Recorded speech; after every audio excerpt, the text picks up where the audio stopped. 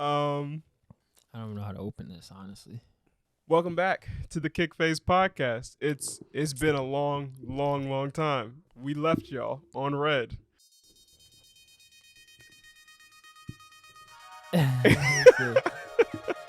No, for real though, we had a setback. Let's talk about it.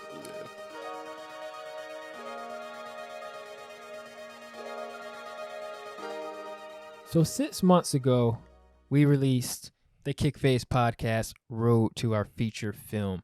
What we wanted this podcast to be was pretty much a in-depth journey of us trying to complete and get our first feature film done. And that podcast currently has 1 episode. We've been very quiet since. So we just wanted to come and kind of give you guys an update and address what's been happening during those 6 months. We actually filmed a second episode. We actually filmed more than a second episode. Yep. We filmed a few. The reason we didn't release it was just quiet.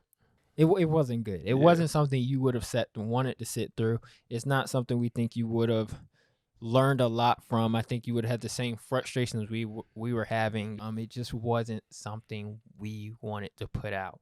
We didn't really plan how to document that, how to really record that, and to send it and package it in a way for you guys to learn something from. Now that we've gone through it, we feel very probably comfortable kind of talking through it in like hindsight and kind of looking back and reviewing it. But Right. I think in showing you the process as it was happening, I don't think it would have came out properly. And I think we kind of jumped the gun with our idea of like how we wanted to share it. So saying that, I think we still want to document our road to this feature. We still want to show you the process. It took us a while to figure out exactly how we wanted to do that too. Right. Yeah, so that's kind of where we are. Let's talk about where that script is right now and maybe just really quick some of the challenges I feel like we kind of ran into when we went into the writing process. I think we thought it was going to be a lot simpler than it was. I don't want to say we set unrealistic goals for ourselves because honestly, I truly think the original goals we set for ourselves, we could have reached. Yes. But we ran into a lot of, for a few reasons. But the first one I think is the difficulty of the story we were telling. Right. I think we talked about this in the first episode, how we were like, we want to choose a film that'll be really easy to make, really easy to write. Just as our first feature, we just wanted to get something really good and quality out there that isn't difficult to put together. Right. And I think we underestimated the concept of it being time loops. Any other story, you go from act 1 to act 2 to act 3, and it just kind of moves along. It's always forward moving. But time loops, you have to really be careful of like the continuity that you're keeping. We had our story figured out, and then we realized we didn't. Yeah. We thought we were doing a lot of groundwork, and we were. We were doing groundwork at first, but there were so many missing pieces, I think, that we had. Like, we didn't go into deep thought of what this new thing of time rules that we were creating, this new way of time travel. We went over it just only a little bit. We only tapped the surface of what it was. That's very true. And it's because you see so much of time travel in media that you're just like, we know how it works. Yeah. But it was like we didn't. Or no, we created a story that didn't exist in a time loop. Mm-hmm. However, we were using the rules of a time loop. And then we were like, that doesn't work because it's not a time loop. Yeah. And we thought it would be a very easy concept of like, oh, they're just running through the same thing every time. And it Right. turned out like that it was a way bigger and more difficult concept than we thought. Yeah. Just really added, I guess, a lot of extra time in the writing room, a lot of just rewriting, a lot of what we had already written, and just really like just redesigning our whole story. Right. I think we created Something something that is new and that we haven't seen as far as the rules go. We did have stuff to pull from, but we really were creating something from scratch. And I think with the way time travel works in our film, Mm-hmm. we had to do a lot of world building with that. And literally we had to take a step away from our film Right. and write all this lore in these rules and really figure them out and put them to the test and scenarios Exactly. before we could even write a story behind it. So it's like, I don't know, us as writers, we're these people who like, at least the stories we tell, we get really caught up in lore and stuff. Maybe like a little too much, like lore and world building and all this stuff. Like, I don't want to say we get too caught up in world building. I don't. I feel like, because I feel like the would stories you say that's a we bad tell, thing? that's what I'm saying. I don't know if, I'm going to be honest, I don't know if it is. I would say this. You know, if we were really on a time limit with certain people and things like that, or if it was like, I don't think every story needs it. That's very but true. I do think the world and story we were creating that needed it. Yeah.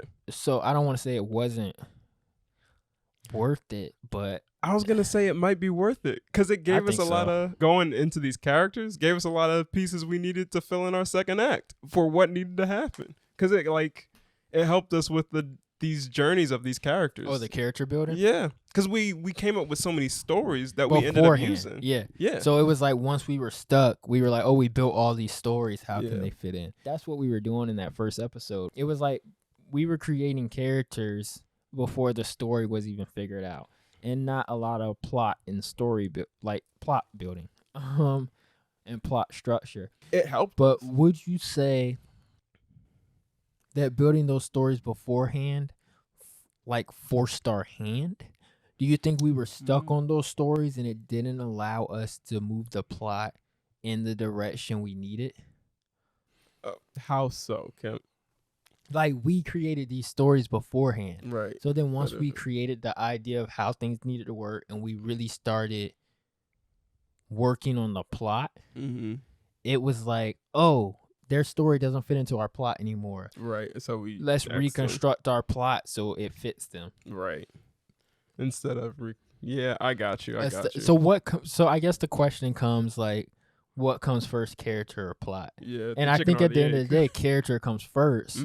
But it was like, these were side characters. They weren't even like your main characters. Right. It was like, yeah, I don't know. We might have, I mean, we talked about this being another difficulty we kind of ran into in the script making process of like your plot versus your subplots. Right. And if we put too much subplot in there, it's effort into subplots, because we even question ourselves sometimes where we're like, are we doing too much? Is this taking us too far away from the main story? Exactly. Let's reel it back.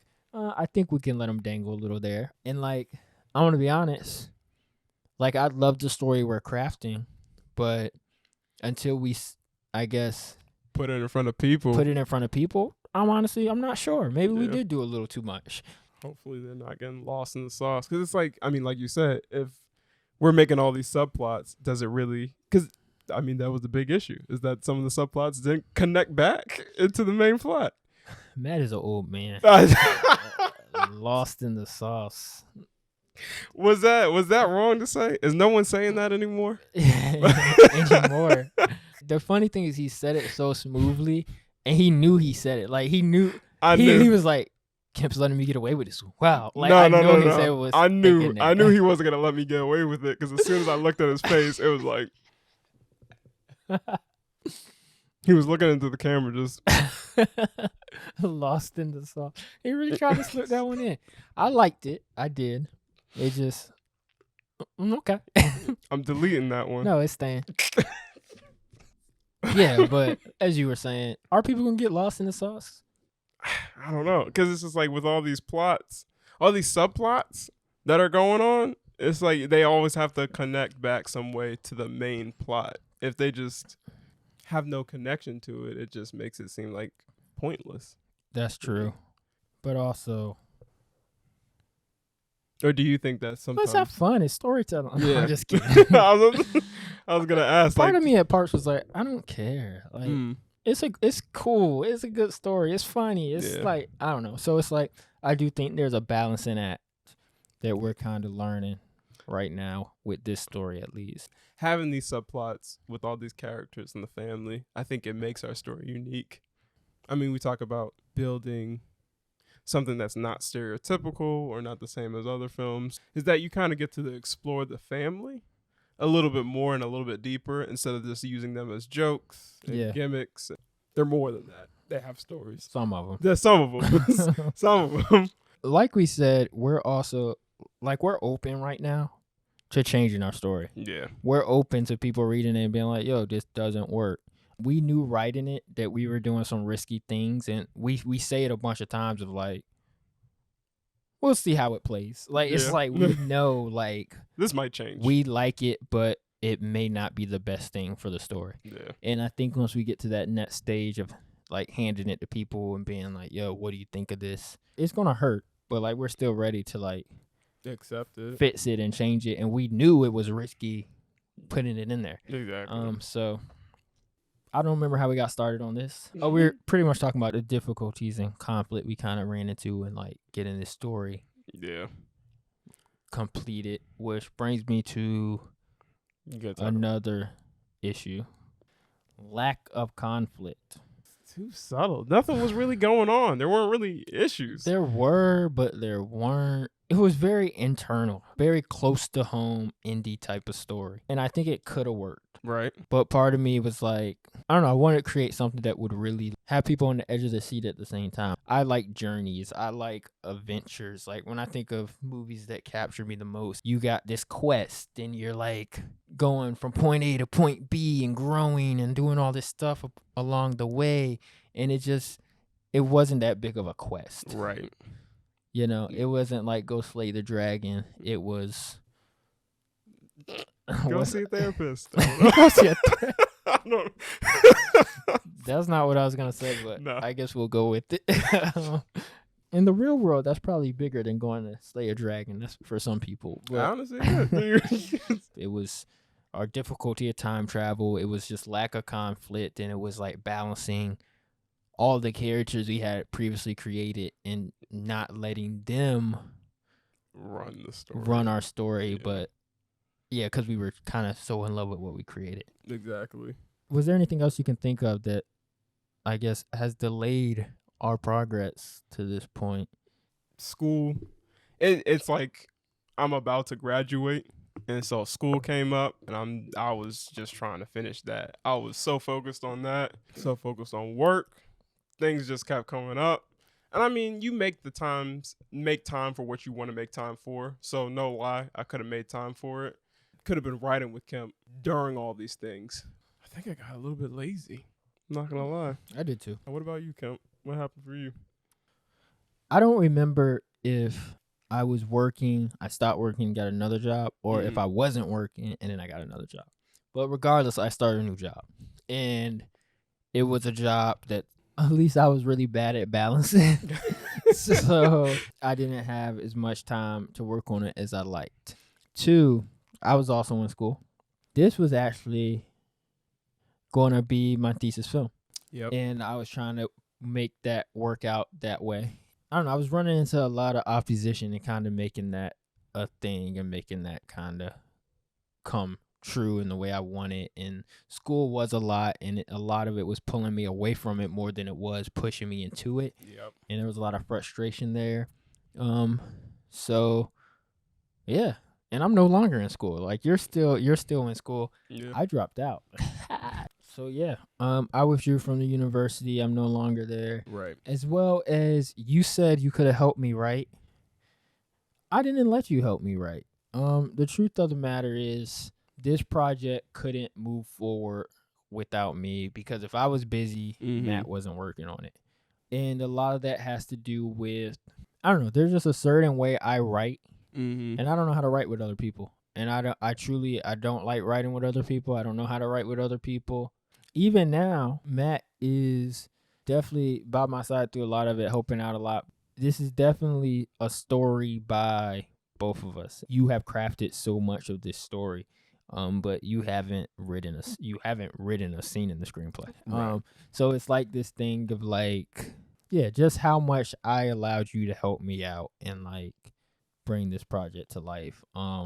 Has increased as time went on because I do realize 1, I need help, and 2, I like how protective I am over things, but at the same time I need to not be as protective over things. I need to trust the people I trust to put good things out there and in the air, if that makes sense. So those are my three big things that kind of came in the way of like making this project a thing and kind of getting it completed. I think a lot of people can say they're collaborative, but not actually feel collaborative. Did you let your brothers and sisters play with your toys? Or are you playing them with them by yourself? If they're your toys, and you're making up your own thing. Did you like to share as a kid? We were all different ages, so it was like we didn't. Oh, share. yeah. I mean, we all had different toys. I feel like as a creator, it's like letting somebody else. I get the point you're making. Yeah. Okay. Got you. Letting somebody in on your story it's tough because, like you said, you weigh the way you want it to be. You know how you want it to end, to begin. But getting there sometimes is tough because sometimes you feel like you know it all, but then there's some missing pieces that you may have, or I don't know. There's a way that you haven't thought about it before. But artists, I feel like a lot of artists are protective of their stuff. Like, I think you said this. You're not a perfectionist, or would you call yourself a perfectionist? You'd have to be a perfectionist, right? No, so actually, it's funny you said this because recently I was watching. You know how Hollywood Reporter does those like roundtables with Yes. directors and actors and stuff. Yep. And Hugh Jackman said something. I can't remember who he met, but he said he met someone who said it to him, and it kind of like shook him out of this belief he had, where he was pretty much saying he was a perfectionist, and the other guy was like, "What have you ever created perfect in your life?" And he pretty much pointed the thing out to him that you're not a perfectionist because you're not making perfect things. You're just insecure. I don't know. It kind of shook me when I heard it. I was like, damn, like I guess I am insecure. You know, it was like one of those things of like, look at what I've made and look at how I've made it and put it out and just like, yeah, it really all it is insecurity. So yeah, I guess I can't say I'm a perfectionist anymore after hearing that because it kind of rewrote the way I kind of thought about it. Got you. Yeah, I just got shook out of that. I'm not gonna lie. Because I would think I was a perfectionist too, but hearing that, yeah, I'm just insecure. That's pretty much it. That's the truth. Yeah. So it's like we're insecure with our art, and there is a level of like holding yourself to a certain level and being like, I'm going to make good stuff. Yep. And like, I mean, if we're in a room of people who we know are talented and we know we're about to like destroy something, exactly. We work and we fly through it and you get it done. Like, look how many projects you've like on this, for example, this one we didn't stick to like our initial time frame. Right. But think of how many projects we set a time frame out and you just did and you released. Yeah. It's like it's not perfectionist. It's literally we have a project that's close to us and we let ourselves get insecure about it. Or even if we didn't have it all figured out, it was this mindset, oh, let's hold it longer because it's not right, or like we gotta. And I don't think there's always something wrong with that, but I think you need to be honest about where you are in the process. And sometimes it is, oh, hold this, let's make it right. Right. That right. there can be truth to that, but then other times it's like, all right, you're being a little insecure right now. Like, why won't you put this out? Why won't you let someone help with that? Why don't you? Yeah. So it's like, what is that? I mean, since it's art and it's yours, it's your story and everything like that, you have to be somewhat open with your art. Like, you're kind of telling your own story. Yeah. Not only is it like speaking to like the story is coming from a place of who you are, but also it's like the work is coming from a place of who you are, and you feel like your work speaks for you at that point in time, like your progress, where you are, who you are as a filmmaker. Like it has all your values and morals out there. So, and it does. This project is very like, it's our introduction, like we said, it's our introduction to the world. And I think because of that, it has to be right for us. It's weird because you're trying to say so much with it, and you're trying to. We put a lot of weight on it. That's for sure. There's a lot of weight on it. And then there's times where you're like, but we should just be having fun. Like, I don't know. We've made films where we're just having fun. Yeah. And then, like, I'm having fun with this film. I will say that. But at the same time, it's saying a lot in the story it's telling. It's saying a lot in who we are. It's saying a lot in just who we want to be. Right. It's saying a lot into the culture we want to create. And Our production company is saying a lot. I don't know. It's like I feel like we've put so much pressure on it. The truth of the matter is, like, you could create this film. It could go very well. Like, Right. it could be very well accepted, and you could still never create another film again. Like, it's like, I don't know. Filmmaking is such this weird thing, and it's like, I don't want to be that filmmaker who's always holding on to one project or one story and not able to move on and stuff like that. Like, I want to get this done.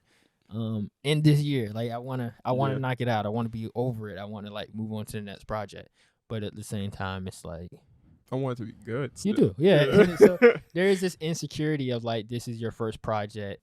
We talk about this all the time. We're like, once we make the first feature, we gonna, like, they just gonna be coming out like clockwork. Maybe I'm saying that too soon, and we're gonna be like, dang, the second one's even harder than this. But I just feel like the way we make short films and we just move and work, I just feel like once we get over this first hump, I don't know. I just know us, and like I said, hopefully I'm not jinxing us or whatever. But, like, I think we're gonna continue to create to a high level.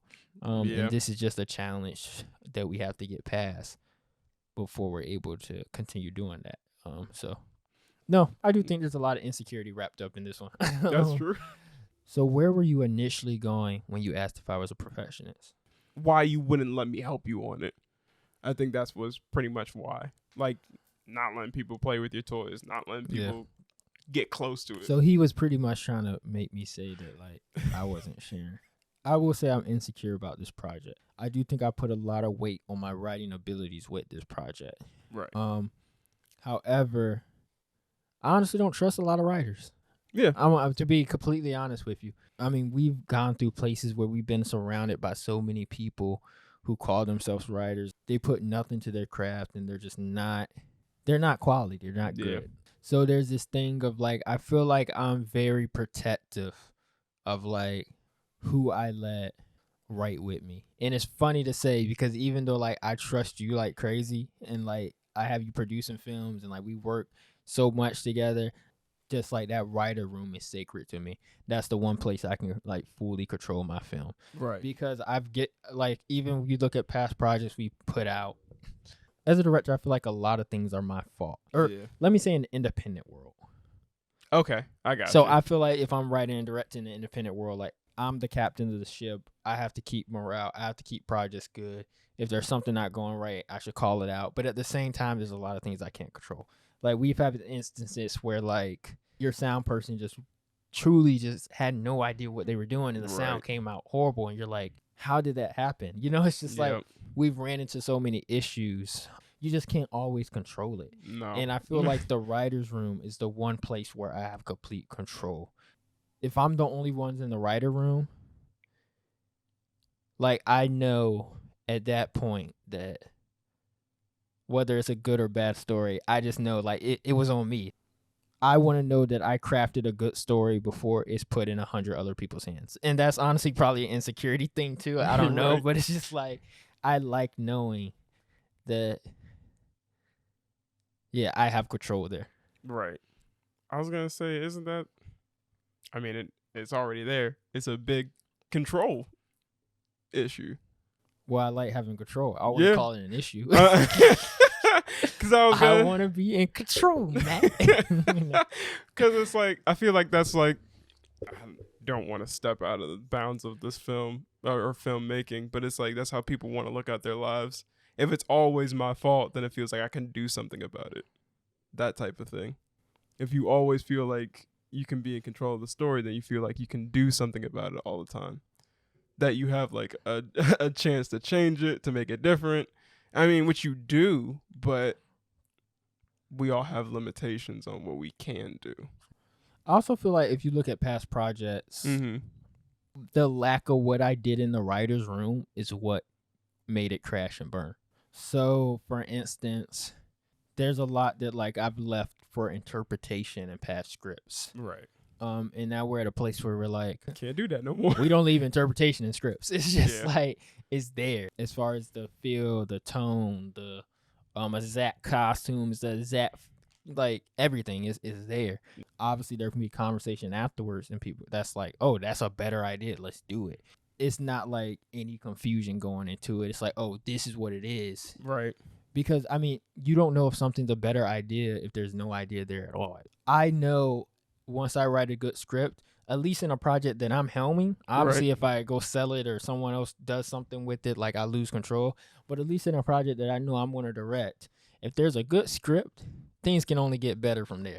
Yeah, I don't know. I like having that control. I don't know what else to say. Like, I don't want to say it's a bad thing to want control of what you have, but I guess the benefit of having another writer is, like you said, it's just like you get real time on whether what you're doing actually makes sense. Because you know how you can get I don't think that's true, though. Okay. I think there's so much in my head that a lot of people don't understand until they see it, which is another reason why I'm very protective for putting my stuff out there. And I think you should be protective because I feel like until you get a full idea out there, how can someone truly understand it if you're giving parts of it to them?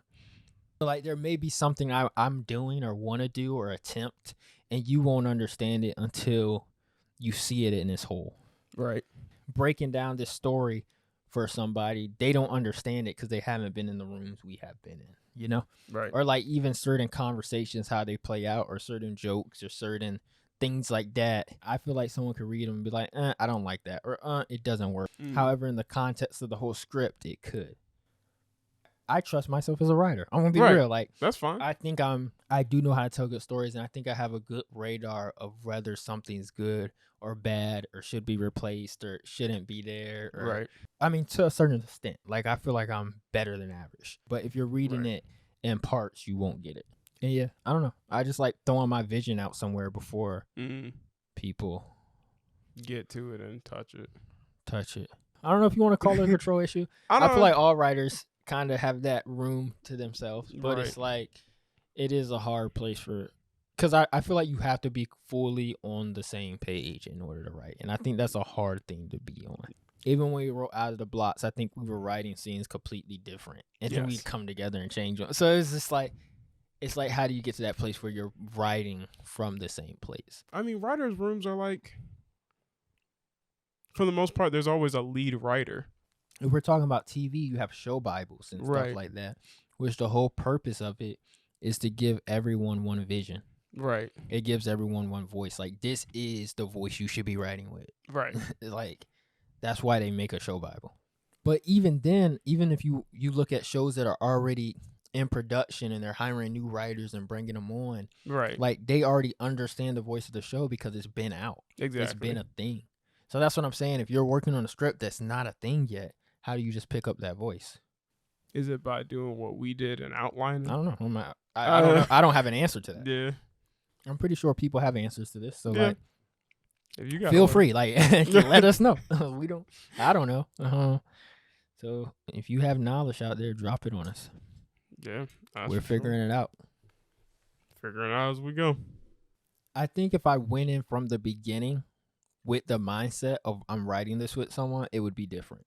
I got you. Like, I think I could be like, yo, let's write something together. And I could write with you. Because, like, the whole idea is to write with two different voices, or, like, bring two different voices to a project.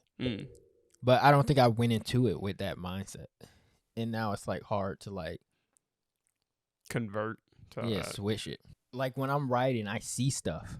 And there's no way in the world I can put what I see in your head until it's fully written out, and you're like, oh, I see it, I get it. So I think that's my hesitation of letting you in the writer's room. Yeah. More on me being a control freak that doesn't let Matt write or anything. I was gonna say, it's not fair that I have to stay in the other side of the room while you write, and I have to come back 2 days later. I gotta be kept in the dark in a room till it's all written down.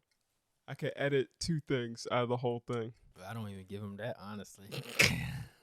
But what did I say we need to do recently?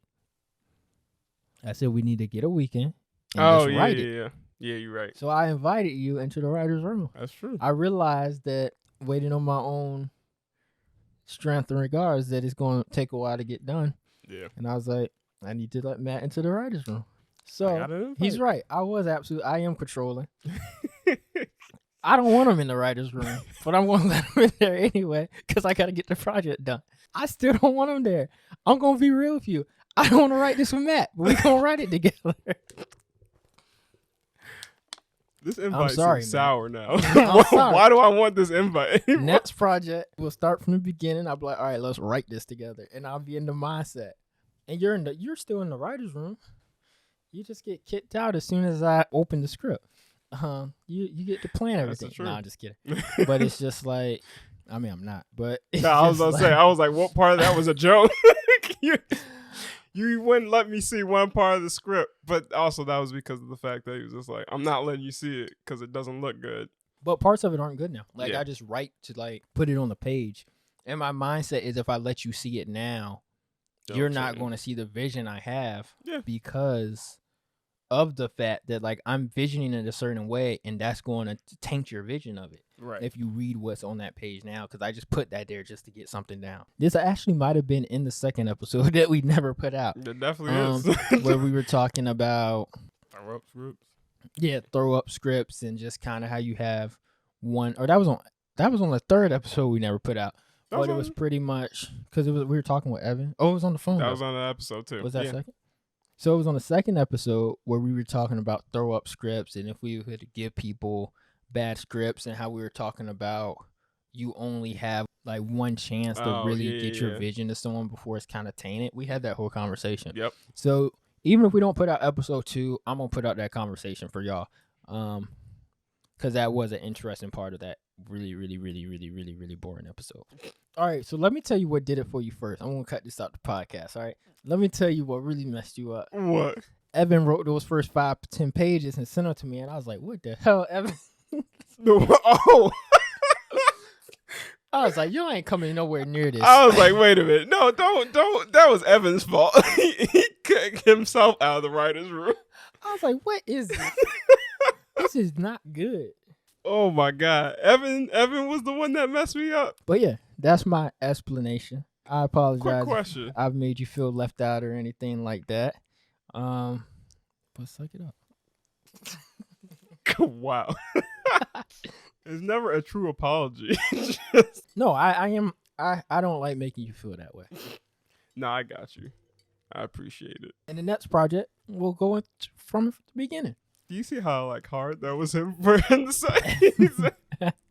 In the next project. It depends on what it is. How we're approaching building our business now. I think we'll be in a room and we'll be like, hey, what are we doing? Right. It'll be so much more conversation and stuff. And I think if we're going off to do a project on our own, we'll be like from the beginning, we'll be like, all right, this is his project. He's going off doing it on his own. Exactly. Vice versa. Or we're coming together writing this. So I think there'll be a lot more communication in those regards. When you have an idea fully fleshed out, you're like, this is what it is.